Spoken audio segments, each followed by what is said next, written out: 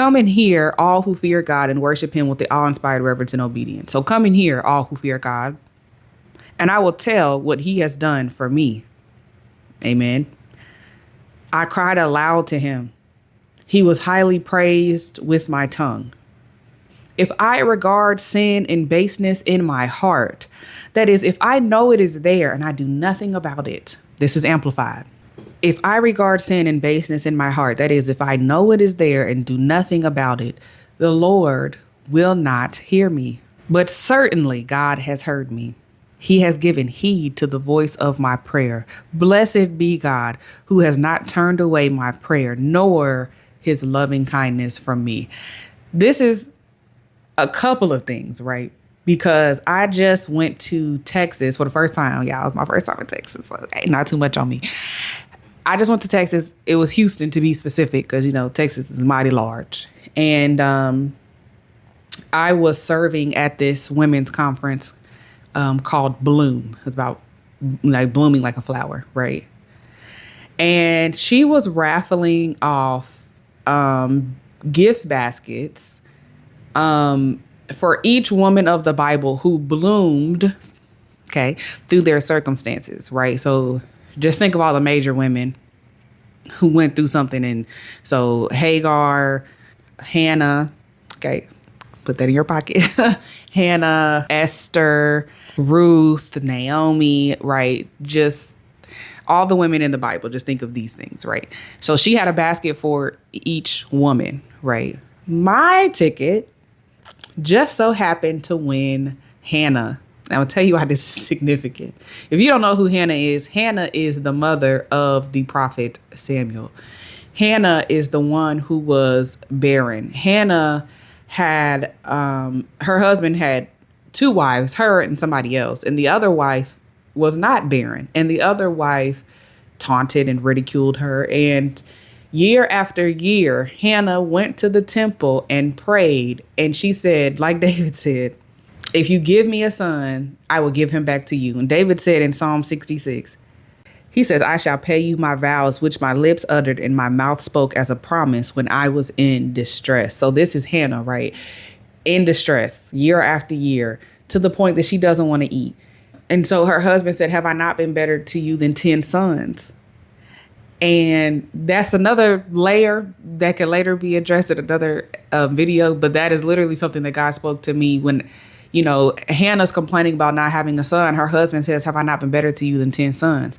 I was complaining about my husband at the time. And the Lord said, had I not been better to you than 10 husbands? So already I'm locked in with Hannah. So when I win this Hannah gift basket, it's multiple layers here. So back to if you don't know who Hannah is. Year after year, Hannah goes to the temple and prays to God for a son because her womb is closed and the Lord closed it. Now that's another video that I am going to do. Okay. So Elkanah is her husband. Hannah is the wife, and Elkanah also has another wife called Peninnah, right? This man went up from his city each year to worship and sacrifice to the Lord at Shiloh. So when the day came that Elkanah sacrificed and he would give portions to Peninnah and his wife and all her sons and daughters, Hannah, he would give a double portion because he loved Hannah. But the Lord had given her no children. Hannah's rival provoked her bitterly to irritate and embarrass her because the Lord had left her childless. I can break this Hannah thing down in so many ways. Oh, my Lord. Okay. So it happened year after year. Whenever she went up to the house of the Lord, Peninnah provoked her, so she wept and she wouldn't eat. And then Elkanah, her husband, said to her, Hannah, why do you cry and why do you not eat? Why are you so sad and discontent? Am I not better to you than 10 sons? My God. So Hannah got up after eating and drinking in Shiloh. And now Eli, the priest, was sitting on his seat beside the doorpost of the temple of the Lord. And Hannah was greatly distressed. And she prayed to the Lord and she wept in anguish. And she made a vow. Come on, Psalm 66, saying, O Lord of hosts, if you will indeed look on the affliction, the suffering of your maidservant, and remember and not forget your maidservant, but will give your maidservant a son, then I will give him to the Lord all the days of his life. A razor shall never touch his head. And it happened as she had continued praying before the Lord that Eli was watching her mouth and Hannah was speaking in her heart and her mind, right? Only her lips were moving and her voice was not heard. So Eli thought that she was drunk. And so Eli said to her, how long will you make yourself drunk? Get rid of your wine. We could break that down, right? So if you're not following my podcast, go. It's on YouTube, Divine Download Podcast. Make sure you follow, because as soon as we're done with the book of Joshua, we're jumping into 1 Samuel, and I cannot wait to break this thing down. But Hannah answered, no, my Lord, I am a woman with a despairing spirit. I have not been drinking wine or any intoxicating drink, but I have poured out my soul before the Lord. Do not regard your maidservant as wicked and worthless woman, for I have spoken until now out of my great concern and bitter provocation. And Eli answered and said, go in peace, and may the God of Israel grant you your petition that you have asked of him.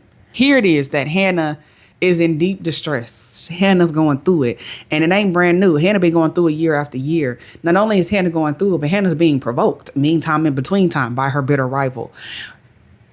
And yet here she is crying out to the Lord, pouring out her soul before the Lord, and the Lord heard her. Verse 19 says, the family got up early the next morning, worshiped before the Lord, and returned to their home in Ramah. Elkanah knew Hannah, his wife, and the Lord remembered her prayer. So all of this to say, back to Psalm 66, it was not a coincidence to me that I had gotten Hannah, right?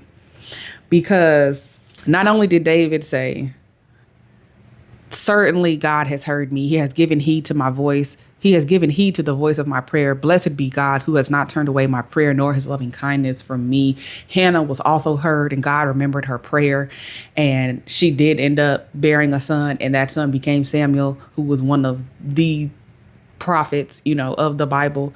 And it also just spoke to another moment in time where God had confirmed that he heard me, because I had a conversation with the Lord, and I was pouring out my soul, as did Hannah. And I didn't get it, right? It was really giving Mary and Martha, because, when Lazarus died and Mary fell at his feet, like, had you been here, right? And I was really going through a disillusionment at the moment.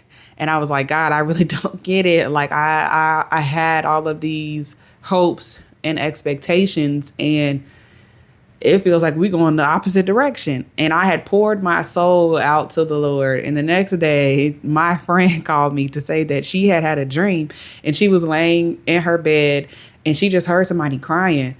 And I mean, apparently I was really weeping and wailing, because she got up to see who is crying like that. And she looked over, and it was me crying, pouring my soul out. Like, I just literally everything that I told God, she repeated it back to me verbatim, and nobody was in the conversation but me and God. And so for her to have this dream and to tell me this, it was really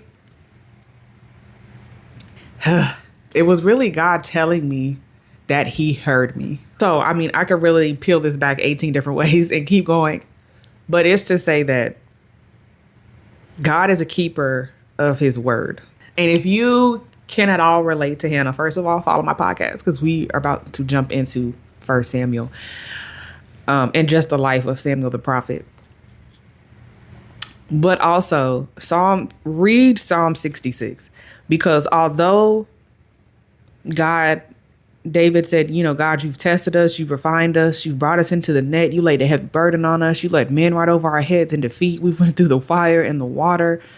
David then said, you brought us out into a broad place of abundance to be refreshed. David then said, the Lord will hear me. He has certainly heard me. He has given heed to the voice of my prayer. Blessed be God who has not turned away my prayer, nor his loving kindness from me. So although circumstances and situations may be in refinement, they may be in the fire, you may be in the thick of it, you may be in the heat of it, right? It's to know that God has heard your prayer.